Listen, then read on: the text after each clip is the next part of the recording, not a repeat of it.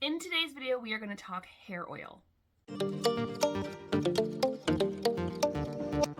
I am currently oiling my hair. I'm going to wash it out in a few minutes. This has been on my hair for about 2 hours. So what is in the oil that I use? So I'll start right off just giving you the recipe. The oils that are in my blend that I made myself are pumpkin seed oil, jojoba oil, coconut oil, castor oil, and rosemary essential oil. I did all of the oils except the rosemary in 1 ounce, so equal parts of all of those oils, and then I did 50 drops of the rosemary essential oil. Now let's get this out of the way right away. Is oiling your hair a miracle? No, oiling your hair is not going to be a miracle. It is something that can support healthy, hydrated hair and healthy hair growth. So if your hair is on the road to getting healthy, your body's healthy, and you want to help support your hair while it's getting healthy, oiling is great.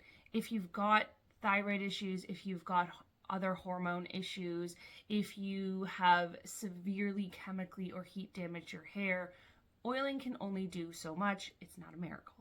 So another question is, why these oils? Are these the oils that I should be using? Is this the blend for me? A lot of times we will see someone on social media use a blend of oils and their hair transformation has been amazing.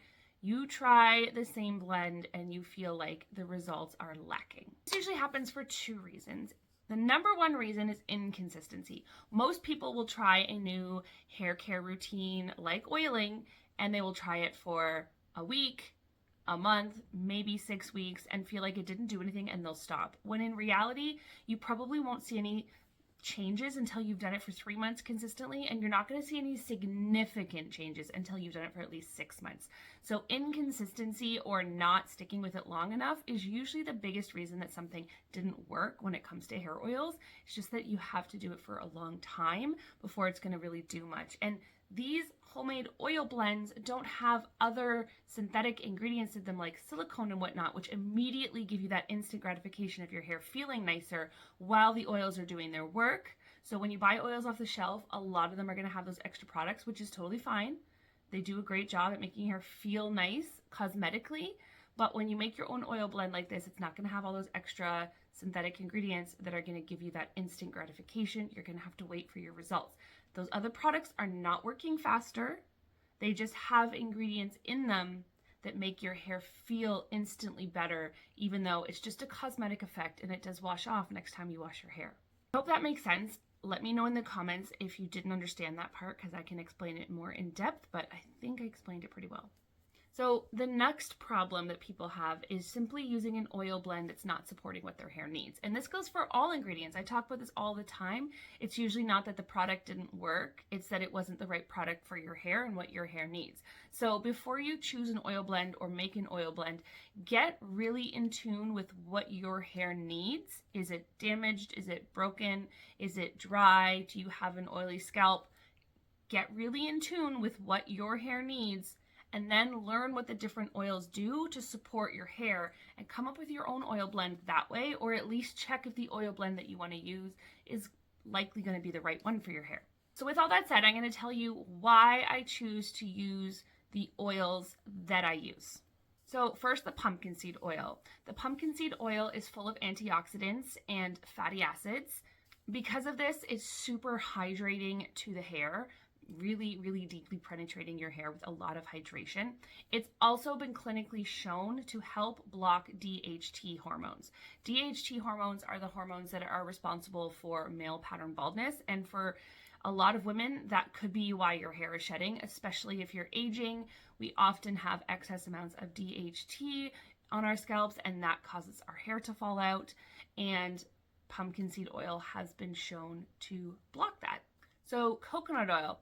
For me, coconut oil is a really important one to have in my blend because it helps to reduce protein loss in the hair.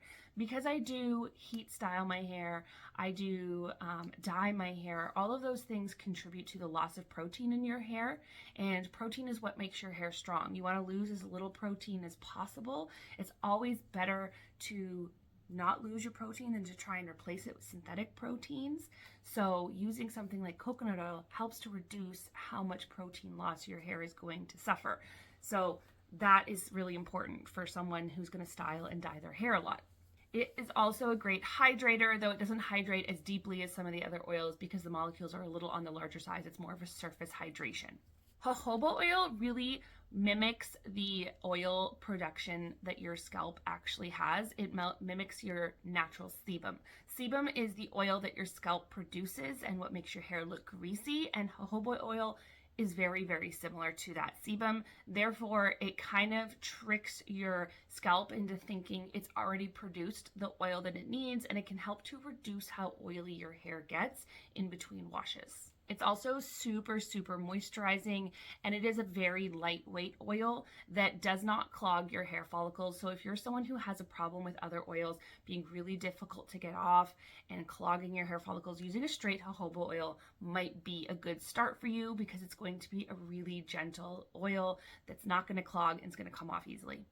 Then we have castor oil, and I have castor oil in my blend because it really, really promotes excellent circulation. It actually boosts your circulation. It's also super strengthening to your hair shaft. Again, for me, breakage is always an issue because I have fragile hair, so I love to have castor oil in there. The circulation helps promote the hair growth, and the strengthening helps to lessen breakage.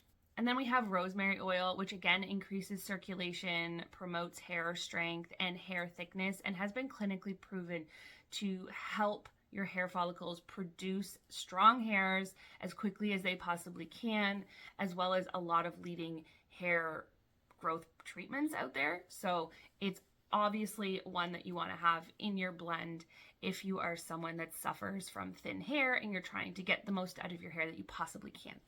If you want to see how I go about oiling my hair, I will link my last daily vlog, and the first vlog of the week, the first hair vlog of the week, shows me oiling my hair today. So you can see exactly how the process that I go through, but I basically put the oil throughout my scalp and I put it through my ends. I massage my scalp for 5 minutes after putting the oil in. I wrap my hair up for anywhere from 2 to 4 hours, and then I wash it out and style as normal. I do this 1 to 2 times a week. When shampooing out your oil, it is important to make sure you're using a strong enough shampoo. You definitely want something with sulfates, and if you find just your regular shampoo with sulfates and it isn't cutting it, then you might want a clarifying shampoo. I have super fine hair that gets oily easily. I find that my shampoo, regular Wella shampoo that has sulfates in it, gets it out no problem. Same with the Pantene I've tried, the Dove I've tried. I've tried several different sulfate-based shampoos that have all removed the oil. Absolutely no issues at all. If you are looking for recommendations on shampoos that have sulfates or shampoos for clarifying purposes, things like that, check out my ebook. I will put it in the description and the comment section. I have a whole book that explains how to understand your hair's needs and how to choose ingredients for those needs. And at the back of that book, there is a huge list of products, 3 for every single category in the professional hair care and the drugstore hair care category. So you can help yourself by learning everything you need, checking out those lists, and trying out products from there.